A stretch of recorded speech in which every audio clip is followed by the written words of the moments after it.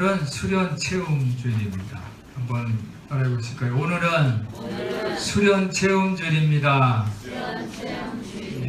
이제 여러분이 휴가철이라 직장 다니시는 분들은 휴가를 가시고 그렇습니다. 우리 교회에서도 지난 7월 한 달 체험의 달을 정하고 감사 맥주 감사들이 있고요. 또 성경 통독, 거룩성 회복. 그래서 우리가 채울 것은 감사로 채우고 또 성경을 통해서 또 거룩성을 또 채우고 성품도 태도도 전환해서 신앙생활에 체험이 있어야 되겠다. 이제 이러한 말씀을 전했습니다. 오늘 강단에서 나오는 전하는 말씀은 수련 체험입니다. 일을 열심히 하는 것도 중요하지만 쉬는 것도 중요하거든요. 어떤 예화 중에 어떤 사람이 직장을 얻었는데 산에 나무를 이렇게 자르는 그런 직장을 얻었죠. 그래서 자기가 열심히 일을 해서 인정받으려고 쉬지 않고 그냥 나무를 도끼질을 했어요. 계속 다른 사람 쉴 때도 쉬지 않고 이제 나무를 이제 도끼로 자르고 뭐 해서 한 달이 지났습니다. 그래서 이 감독에게 칭찬받을 줄 알았더니 너는 다음 달부터는 이제 나오지 말라고, 열심히 일을 했는데 나오지 말라고. 그래서 왜 그런가 이유를 알았더니 이 도끼를 계속 쓰면은 도끼 나이 어떻게 돼요? 다 망가지잖아요. 또 도끼질을 하면 또 쉬어서 도끼도 가는 또 쉬는 시간이 있어야 되는데 계속 도끼를 사용해서 연장을 못 쓰게 만든 거예요. 그래서 당신과 같은 사람은 필요 없다 해서 이제 잘랐다는 그런 얘기가 있습니다. 우리가 한 달 동안 하나님 말씀으로 또 성품 태도로 거룩성 또 감사로 치웠지만은 오늘은 이제 비우는 쉬는 오늘은 휴가를 가는 그러한 의미의 말씀을 드리겠습니다. 그래서 수련 체험은 비움의 주일입니다. 어떻게 하면 비울까? 그 말씀은 하나님이 약속을 만날 때 우리가 비울 수가 있습니다. 그렇죠? 내가 약속이 없으면 뭔가 나에게 앞으로 내 노후가 아니면 앞으로 내 인생이 어떤 불확실하면 사람은 불안한 거거든요. 그러나 확실하면, 한번 따라해서 확실하면 내 미래가 확실해. 하나님이 약속해 주셨어요. 이것을 믿으면 어떻게 나는 그 밤이 내가 그냥 막 급해지고 이런 것이 내려놓을 수가 있는 거예요. 그래서 오늘 말씀은 위로의 말씀입니다. 목마른 자들, 돈 없는 자들은 다 내게로 오라. 내가 너희를 쉬게 하고 원기를 회복시켜 주겠다. 오늘 하나님의 약속의 말씀을 받으시기를 예수님의 이름으로 축원합니다.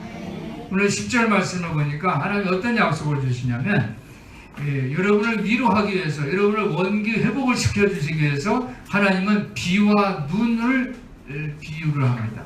여러분, 비와 눈을 하늘에서 내리잖아요. 하늘에서 내려서 내려오다가 다시 돌아가지 않잖아요. 그렇죠? 비가 내려오다가 다시 하늘로 올라갈 수 없잖아요. 비는 땅으로 떨어집니다. 눈도 마찬가지. 좀 흩날리기는 하지만 땅으로 떨어지는 거예요. 그 땅에 떨어져 어떻게 해요? 대지를 적십니다. 촉촉히 적시고 비옥하게 하는 줄 믿습니다. 그래서 오늘 우리 성도들이 하나님 말씀에 위로받으시고 원기도 회복되고 은혜가 충만하시기를 예수님의 이름으로 축원합니다. 이 비와 눈은 땅을 이제 비옥하게 하고 또 생기있게 하기 전에는 공주 하늘로 증발하지가 않아요. 물론 이제 땅에 비가 적시면은 이제 태양에 쬐면 또 그 증발하기도 하죠. 그러나 비와 눈은요 충분히 땅을 대지를 적시면서 이제 증발돼서 하늘로 또 올라가는 거거든요. 물은 땅을 비옥하게 만들어서 싹이 돋아서 자라게 합니다. 그래서 많은 식물들이 열매를 맺고 번식을 합니다. 또 나아가서 동물들도 생육하고 번식할 수가 있습니다. 여러분, 금년 봄에 얼마나 비를 그리워했어요. 비가 내리지 않아가지고 농부들이 뭐를 심지를 못했어요. 가뭄으로 그 한 방울의 물이 그리웠어요.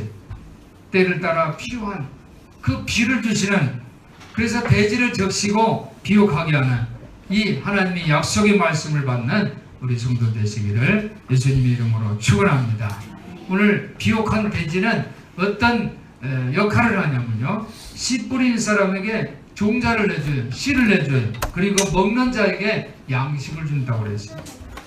오늘 11절 말씀 내용을 보니까 내 입에서 나가는 말도 헛되이 내게로 돌아가지 아니한다. 비와 눈이 중간에 공중에서 하늘로 돌아가지 않는 것처럼 내 입에서 나가는 말, 하나님의 말씀도 헛되이 돌아가지 않는다는 거예요. 헛되이 돌아가지 않고 어떤 말씀이 있어요? 나의 뜻을 이루며 그랬어요. 한번 따라해 보실까요? 나의 뜻을 이루며 나의 명하여 보낸 일에 형통하리라. 이 복을 받으시기를 예수님의 이름으로 축원합니다. 하나님이 뜻 말씀을 하시면 그대로 이루어지는 거예요. 하나님이 말씀하셨으면 그 일이 형통하게 되는 줄 믿으시기 바랍니다. 그래서 설교 시간은 참 중요해요. 설교 시간은 나한테 주신 하나님의 눈과 귀예요. 나의 마음을 돼지처럼 촉촉히 적시고 나에게 씨앗을 주시고 나에게 먹을 양식을 주시는 것을 믿으시기를 바랍니다. 욥기서 29장 22절에 보니까 나의 말이 그들에게 스며 이슬처럼 내렸다라는 그런 말씀이 있습니다. 하나님의 말씀은 이슬입니다. 그리고 하나님의 말씀은 마치 화살과 검처럼 무기처럼 역사를 하십니다. 노아의 홍수 때에 하늘에서 비가 내렸는데 이 세상을 심판을 했잖아요. 그러나 홍수가 끝난 다음에 노아에게 하나님 약속을 해주시죠. 어떤 약속을 주세요? 무지개. 무지개는 영어로 레인보우. 레인은 비예요. 모우는 뭐예요? 휘었다라는 뜻인데 활이라는 뜻이에요. 그러니까 하늘에서 뭐예요?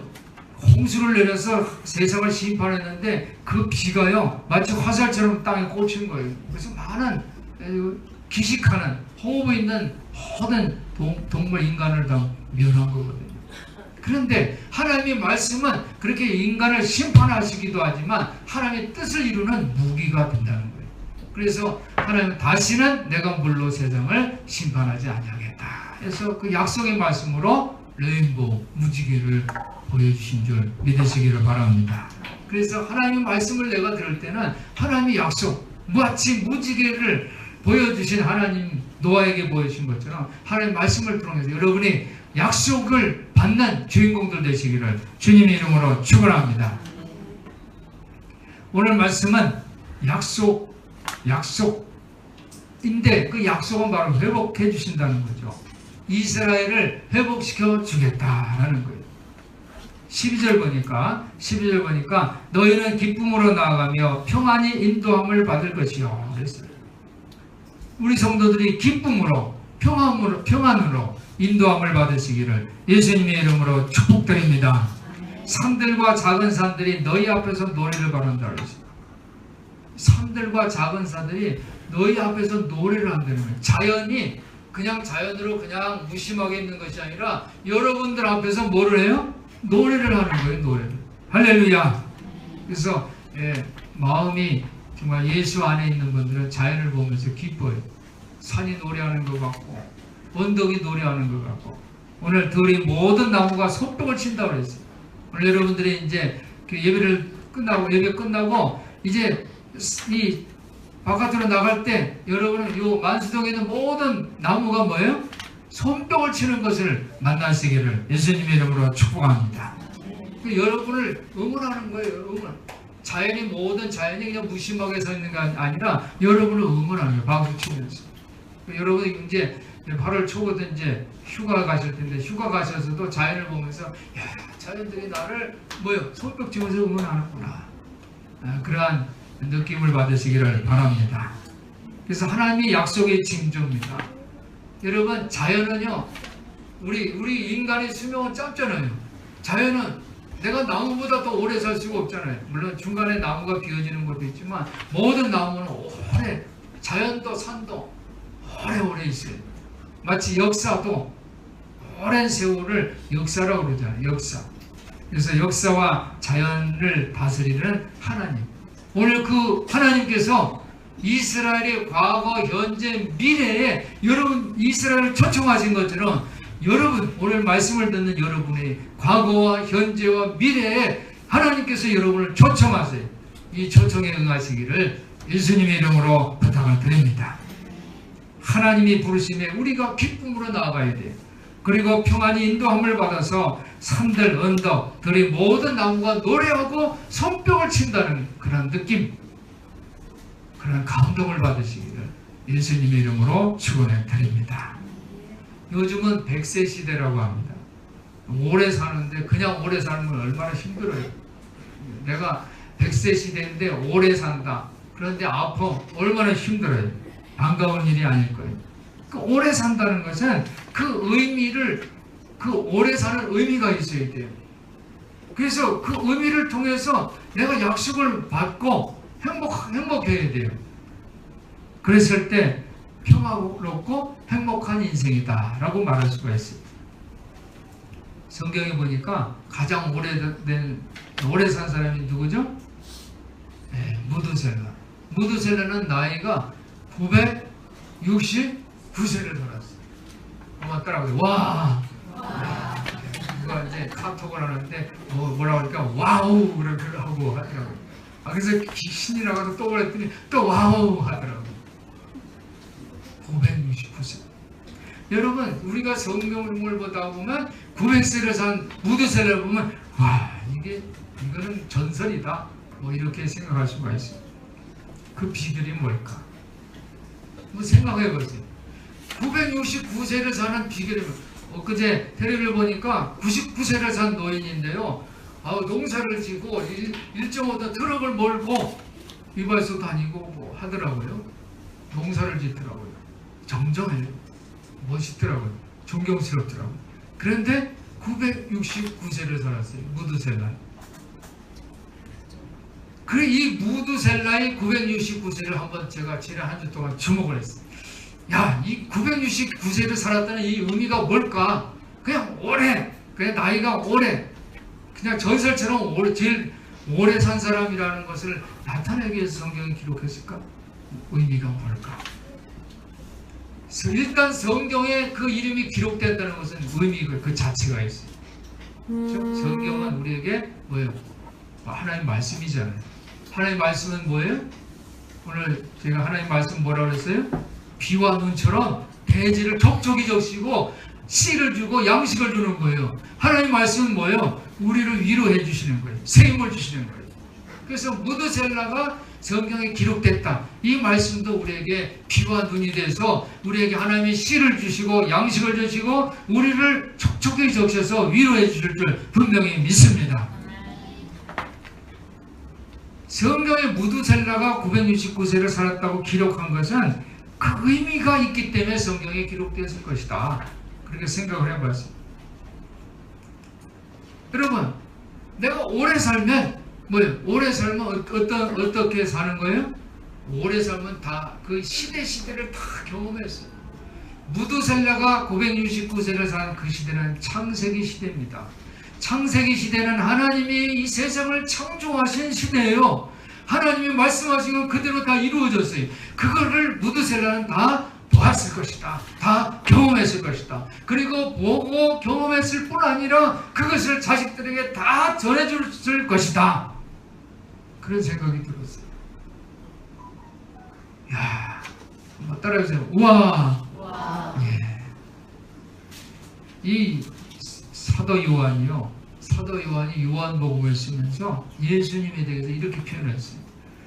예수님은 만세 전부터 하나님이 이 세상을 창조하실 때부터 하나님과 함께 하셨다. 나는 알파와 오메가다. 예수님은 알파와 오메가다. 그러니까 무드셀라보다 예수님은 더 오래 사시는 줄 믿습니다. 지금도 살아계셔서 할렐루야. 예수님이 2000년 전에 십자가에서 죽으셨는데 다시 부활하셔서 지금도 살아계셔서 우리와 함께하여 주시는 줄 믿습니다. 그래서 요한복음 1장 3절에 그가 태초에 하나님과 함께 계셨고 만물이 그로 말미암아 지은 바 되었으니 지은 것이 그가 없이는 하나도 된 것이 없느니라.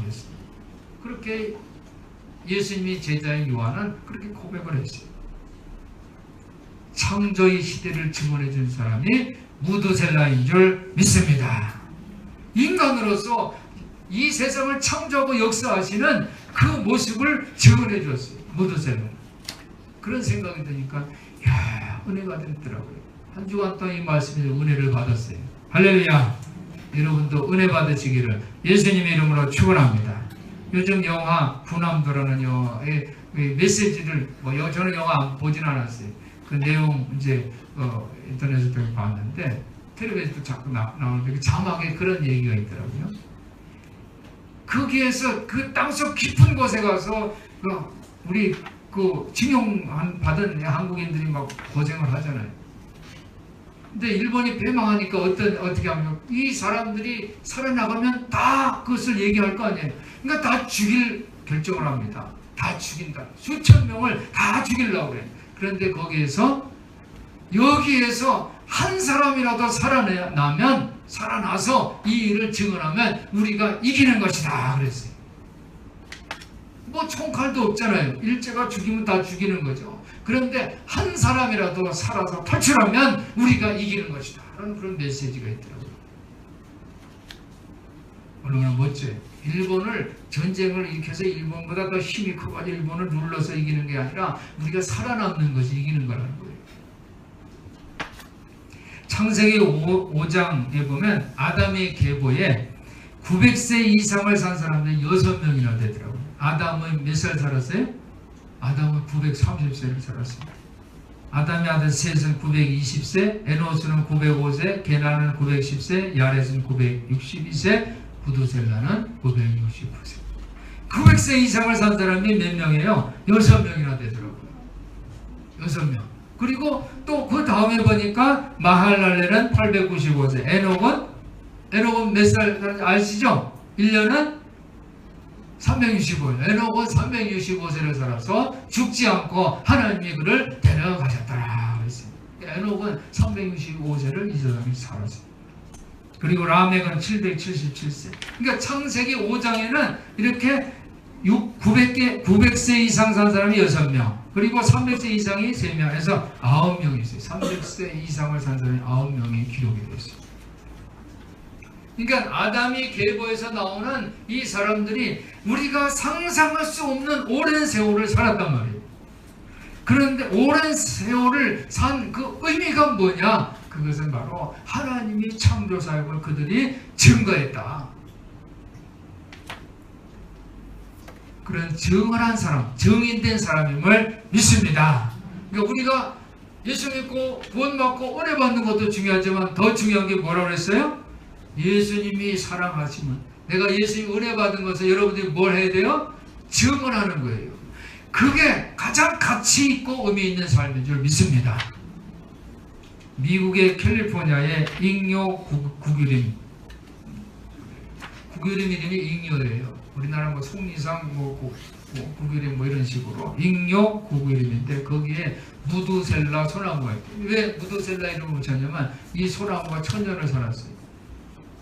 이 소나무가 1000년을 살았으니까 사람들이 야, 거기는 진짜 땅도 비옥하고 환경도 너무너무 좋은가 보다 하고 가서 조사를 하러 갔더니 거기에 환경이 좋은 게 아니라 찬 바람이 쌩쌩 불어요. 도저히 나무가 버티고 서 있을 수 없는 만큼 찬 바람이 불었어요. 땅은 척박했습니다. 그런데 무드셀라 소나무 보니까 큰 나무가 아니에요. 아주 작은 나무예요. 그런데 이게 1000년 동안 살았다는 거예요. 어떻게 살았는가? 그것을 사람들이 조사를 해봤어요. 조사를 해봤더니 무드셀라는 첫 번째로 성장이 느렸어요. 성장이 어땠다고요? 성장이 느렸어요. 1000년 동안 살았는데 나무가 크기가 작으니까 어디 천천히 오래 자란 거예요. 두 번째로는 보니까 뿌리가요, 보통 뿌리가 아니라 땅속으로 깊이 들어갔어요. 뿌리가. 그 위에 나무를 세우기 위해서 뿌리가 그 흔들리는 바람에 쓰러지지 않게 해서 뿌리가 깊이 광대하게 뻗쳐 있었어요. 그리고 세 번째 보니까 이 나무는 질병에 대해서 저항력이 있었어요.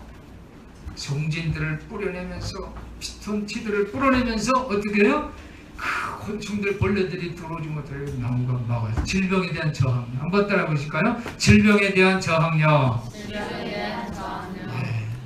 우리 기독교는요, 이 수많은 환난과 핍박에도 저항력이 있는 종교인 줄 믿습니다.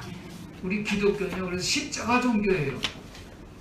우리 기독교는 막 쑥쑥쑥 자라나는 나무가 아니에요. 막 땅이 비옥해가지고 얼마든지 뭐 뿌리가 조금만 있어도 뭐 뽑히지 않는 그런 나무가 아니라 정말 십자가 나무가 바로 기독교입니다.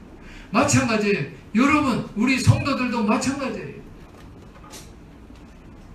성경에 보니까 성도들이 너희 중에 문벌 좋은 자가 많지 않도다. 너희 중에 부자가 많지 않도다. 기업가가 많지 않도다. 권력 있는 자가 많지 않도다.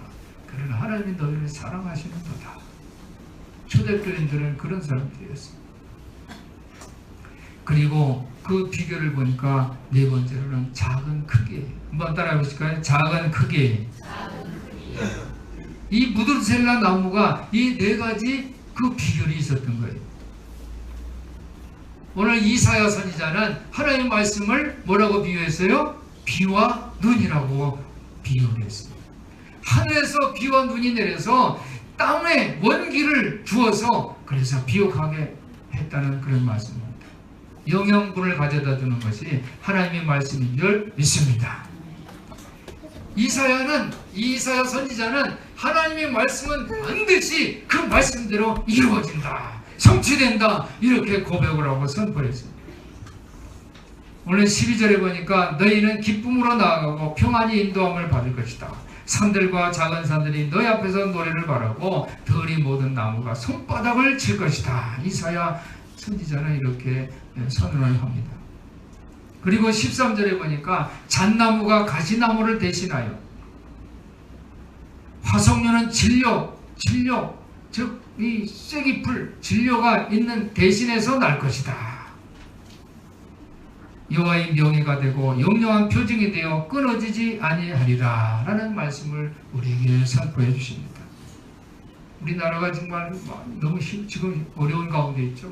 8월 위기설이 있다고 그래요. 어떻게 보면 풍전등하, 힘든 그런 과정이에요. 우리 성도들도 너무 힘들어요. 우리 국민들도 경제가 너무 어려워서 요즘은 뭐 갑을 해서 갑질하는 사람들이 많다고 하더라고요. 뭐 기업에도 그렇고 뭐 여러 가지 공직사회에서도 그렇고 그런 게 있다고 얘기를 들었어요. 저는 오늘 설교 제목을 왜냐하면 이라고 정했어요. 한번 따라해 보실까요? 왜냐하면. 목사님이 설교 제목을 왜냐하면이라고 뜻이 있어요. 왜냐하면 오늘 하나님께서 외치십니다. 8절. 왜냐하면 비와 눈을 내리고 내 말씀은 반드시 성취된다. 이렇게 말씀하시는데 왜냐하면 그랬어요. 8절 한번 우리가 읽어봅니다. 시작. 여호와의 말씀에 내 생각은 너희 생각과 다르며 내 길은 너희 길과 달랐습니다. 왜냐하면 하나님께서 내 생각은 너희 생각과 다르고 내 길은 너희 길과 다르다라는 거예요. 할렐루야. 두 번째 9절 읽을 때는 하늘이 이기 전에 그 왜냐하면을 거기다 놓고 읽겠습니다. 시작. 왜냐하면 하늘이 땅보다 높음같이 내 길은 너희 길보다 높으며 내 생각은 너희 생각과 보다 높으니라. 할렐루야. 하나님은 우리와 다르세요. 하나님은 우리보다 높으신 분이에요. 이것을 믿으시기를 바랍니다. 그래서 우리가 하나님의 사람으로서, 우리가 하나님의 백성으로서 이 땅에 하나님 나라의 그 창조 사역을 말씀이 성취된다는 이것을 내가 증언하기 위해서는 어떻게 살아야 되느냐. 하나님이 생각이 우리와 다르기 때문에, 우리 생각보다 높기 때문에 그 이유를 증거하는 그런 삶을 사시기를 예수님의 이름으로 부탁을 드립니다.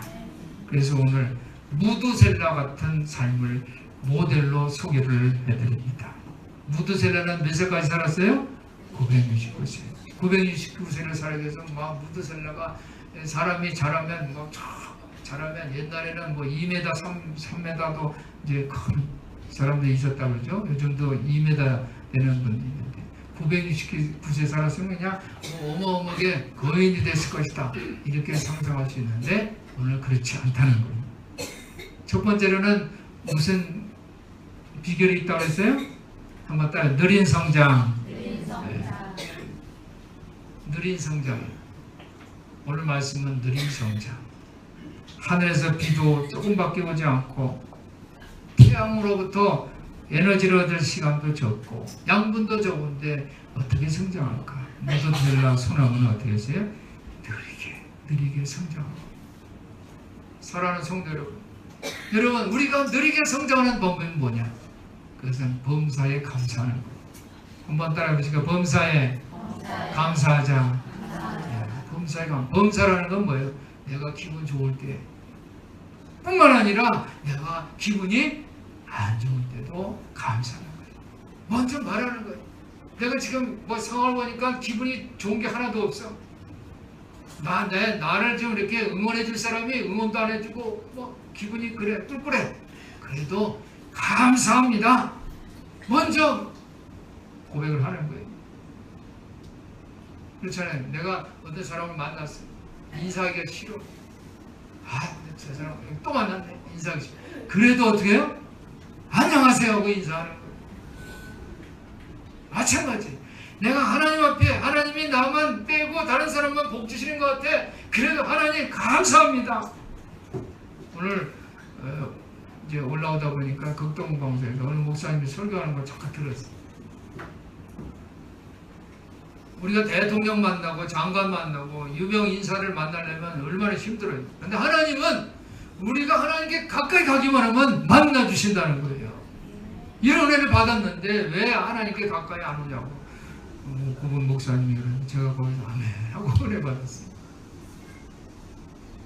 하나님께 감사.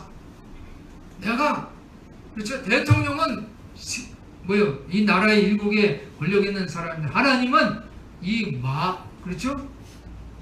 삼남한상 천하만민의 만왕의 왕이세요. 근데 그분이 내가 하나님께 감사해요 하고 먼저 하면 하나님이 다 가까이 와주신다는 거예요. 우리 인생의 삶도 마찬가지예요. 저 사람이 나를 미워하는 것 같아. 나를 좋아하지 않는 것 같아. 그래도 안녕하세요. 반가워요. 하면 그 사람의 마음이 녹아져요.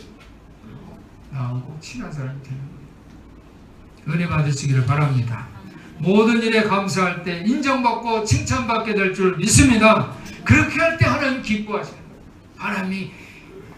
하나님이요. 그렇게 하면요. 우리가 그렇게 살면 하나님이 지극히 높은 곳에 계시다고도 그냥 맨발로 뛰어 내려오셔가지고 우리를 꼭 안아주세요. 우리 마음에 은혜를 받게 되는 거예요. 교회도 마찬가지예요. 교회의 생존 전략은 느리게 성장하는 거예요. 가난하게. 개척을 했는데 5년 만에 10년 만에 땅 사고 집 졌으면 이걸 감사할 게 아니에요. 느리게 빠른 성장, 부유한 교회를 조금 더 부러워하거나 불안하거나 주눅감이 들 필요가 없어요. 느린 성장이 살아남는 비결인 줄 믿습니다. 두 번째로는 깊게 뿌리를 내리는 거예요. 깊게 뿌리를 내리는 거예요. 우리가 깊게 뿌리를 내리는데 어디에 뿌리를 내리냐? 그것은 바로 지역사회에 깊게 뿌리를 내리는 거예요. 지역사회가 거기에서 하나님의 말씀이 충분하게 연구가 되고 선포되는 장소가 지역사회가 돼야 돼요. 지역사회에서는 저 교회 옆에 있는 막 집 다 사고 넓히고 막 이러고서 저 교회 이게 아니라 지역사회에 뿌리를 내리는 거예요. 이것이 바로 하나님의 말씀이 헛되이 돌아오지 않나요? 그죠? 말씀이 이루어지는 역사인 줄 믿습니다. 헛되이 돌아오지 않는다는 건 뭐예요? 그것은 승리한다는 거예요. 하늘에서 내려와 대지를 촉촉히 적시기까지는 하늘로 되돌아가지 않는 비와 눈처럼 하나님의 말씀은 작은 교회 큰 사랑으로 성취될 줄 분명히 믿습니다. 세 번째로는 면역력이에요. 무드셀라 나무는요 송진이 어마어마하게 많대요. 송진이 다른 소나무보다 더 많이 있대요. 이 송진이 곤충, 박테리아, 이 균 이런 것을 침입에 막 대항을 했대요. 교회도 마찬가지예요. 교회도 면역력이 있어요. 교회는 이런 큰 사람 교회 공동체 전체도 교회고 여러분 개인도 교회인 것을 믿으시기 바랍니다. 여러분도 면역력이 있어야 돼요. 면역력 있는 성도들이 모인 교회가 더 작지만 강하고 큰 교회인 줄 믿습니다. 그래서 이제 내년부터는 교회에도 뭐 종교세가 이제 낸대요. 그래서 교회도 이 세금을 부과한다고 그러더라고요. 그래서 건전한 재정 정책, 모든 것이 다 증빙서가 들어가야 되고 목양 프로그램도 시스템으로 하고 그렇게 해야 된다고 컨설팅하는 목사님 말씀하시더라고요. 즉 뭐냐면 말과 혀로만 사랑하지 말라는 거예요. 행함과 진실함으로 하라는 거예요. 하나님께서 말과 혀로만 사랑하면 그것은 연약한 뿌리예요. 어떤 위기가 오면 그냥 넘어지는 거예요. 그러나 행함과 진실함으로 하면 하나님이 은혜를 주시는데 어떤 은혜를 주시냐면 우리에게 담대함을 주세요. 하나님이 담대함을 주세요. 그렇죠? 사람이 담대한 사람이 큰 사람이 돼요. 그리고 하나님이 어떤 은혜를 주시냐면 내가 기도한 모든 것을 다 이루어 주시리라 그랬어요. 행함과 진실함을 살아요. 요한일서 3장 21절 22절에 보니까 행함과 진실함으로 살 때에 하나님께서는 우리에게 담대함을 주시고 우리가 무엇이든지 구하는 바를 그에게서 받는다라고 약속을 해주셨어요. 네 번째로는 작은 크기. 한번 따라해 보실까요? 작은 크기. 이 무드셀라 나무는 크기가 작아요. 왜 작을까? 천년을 살았는데 왜 작을까? 그런데 이 무드셀라 나무는요, 자신이 적은 부분만 살아남을 수 있도록 다른 것을 다 죽여버렸어요. 자기가 생존할 수 있는 것만 남기고 다 죽이는 거예요. 다 죽이는 거예요. 이것은 참으로 중요해요. 교회가 살아남을 수 있는 전략은 작은 교회가 돼요. 큰 교회는 작은 교회로 나눠져야 돼요. 그렇지 않으면 큰 교회가 한순간에 무너짐으로 그 충격이 교회 전체 전도 선교에 안 좋은 영향을 미치게 돼요. 여러분 해삼 알죠? 해삼을 뭐라고 그래요? 바다의 인삼이 해삼은 그게 콜라겐이라고 그러고요. 그냥 막 탁탁해졌다가 또 늘어나면 흐물흐물하고 막 그 콜라겐 때문에 그렇대. 이게 해삼이 그냥 말라 비틀어졌는데 물에다 보니까 도로 살아난다. 어떻게 보면 죽지 않는 생물, 해삼. 그래서 몸에 좋대요, 해삼. 그런데 이 해삼은요, 어떤 그 전략을 쓰냐면요. 만약에 해삼이 공격을 받잖아요. 그러면 자기 내장을 다 뽑아준대요. 공격을 받으면 그냥 잡혀먹는 게 아니라 해삼이 뭐 꼬물꼬물 가잖아요. 그냥 가서 잡아먹으면 그냥 잡혀먹는 거죠. 자기 내장을 다 하고 이거 먹고 나 살려줘 하는 거래요. 이거 먹고. 그러니까 그 내장이 다 나와버린대요. 그러면 그 물고기가 해삼을 먹으려다가 내장이 다 나오니까 그거를 어떻게 할까요? 확 하고 덥석 먹는 거예요. 근데 이 해삼의 내장에 독이 많대요. 엄청나게 독이 세가지고 그 고기가 그걸 먹으면 고기가 이제 죽는다는 거예요. 그래서 이것을 해삼의 내장을 해삼의 핵무기다. 해삼의 핵무기래요. 해삼은요 자르잖아요. 해삼이 이렇게 한 마리 했는데 자르잖아요. 다 조각조각해서 자르겠네요. 이게 다 살아서 또 나눠서 다 살아난대요. 해삼의 생존 전략. 여기 보니까 야, 교회도 이런 모습이 되겠구나. 영혼이 안 죽는 거죠.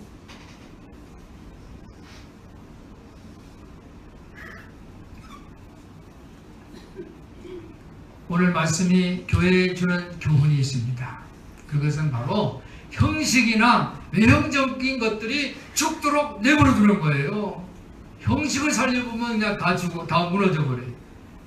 외형적인 것들을 그냥 살리려고 하면 다 무너져 버리는 거예요.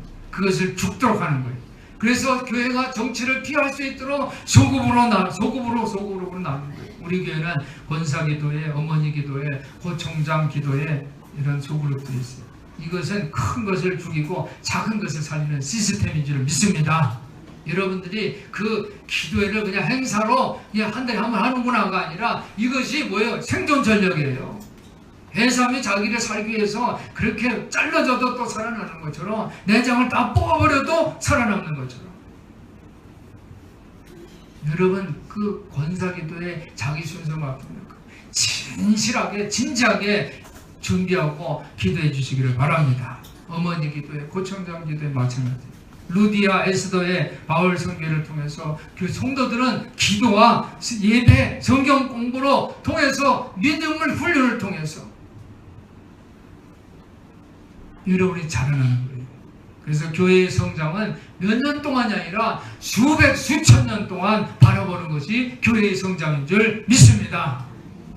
그래서 예배 공간도 재설계하고 지교회 세우기를 목표로 하고 이번에 18월 14일부터 19일까지 컴보대 비전 트립 하는 것, 그래서 거기에 햇빛 홈스쿨을 지원하는 거, 이런 것들, 도서관을 건립하는 거, 우리 교회가 지역사회에 뿌리를 내리는 거, 이것을 진지하게 우리 교회 성도들이 받아들인다면 우리 교회는 물러보게 달라질 줄 분명히 믿습니다.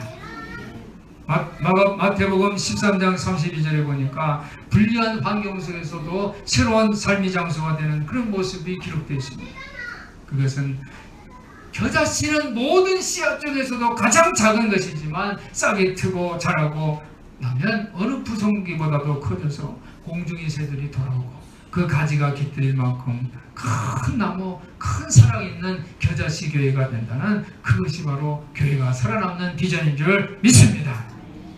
오늘 12절을 다시 한번 읽어보겠습니다. 시작. 너희는 기쁨으로 나아가며 평안히 인도함을 받을 것이요 산들과 작은 산들이 너희 앞에서 노래를 바라고 들이 모든 나무가 손바닥을 칠 것이며 네. 기뻐 뛰고 길을 떠나 안내를 받으면서 탈없이 돌아가는 이 말씀의 주인공들 되시기를 예수님의 이름으로 축원합니다. 축원합니다. 기도하겠습니다. 하나님 아버지 감사합니다.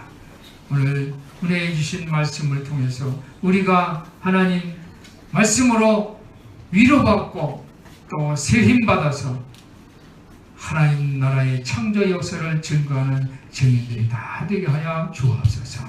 우리 주 예수 그리스도 이름으로 기도하옵나이다. 아멘.